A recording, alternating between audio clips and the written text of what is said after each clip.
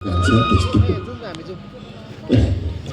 मैले पनि तिमीहरूलाई सानो हुँदा यही 10 नङ्ग्रा खियाएर मैले खाइ नखाइ मेरो बालबच्चालाई खुवाउनु पर्छ भनेर आफू खाली पेट बसेर तिमीहरूलाई खुवाएर हुर्कायो। आज तिमीहरूले लाउने वचन यही हो त बाबु, तिमीहरूले सिकेको संस्कार यही हो त।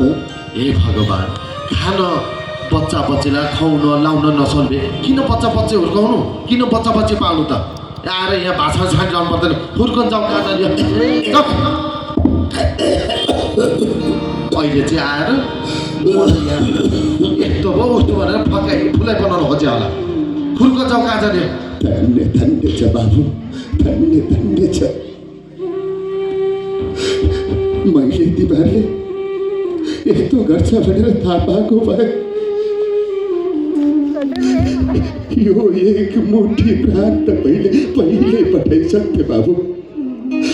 मेरो छोरा छोरीले के गर्ला के खाला, समाजमा कसरी हिँड्ला, न कुबाटोमा हिँड्छ कि भनेर आजसम्म मैले तिमीहरूलाई ल ल ल ल भयो। दुनियाँको अगाडि भाषण छाडेर राम्रो बन्न नखोज। यहाँ मेरो घरमा बस्नु पर्दैन, कहाँ जाने हुर्कन जाने। अहिले यहाँ आउँदाखेरि यही देखेँ भने म त घोक्रो ठाक निकालिदिन्छु फेरि। हुर्को कहाँ जाने गयो हुन्छ लाज नभएको। अझ आएर यसो भनेछ उसो भने दुनियाँलाई हँसाउन लागेको होला होइन। अहिले म आउँदाखेरि यहाँ देख्न नपराउँछ मैले फेरि। कहाँ जाने हुर्को गयो।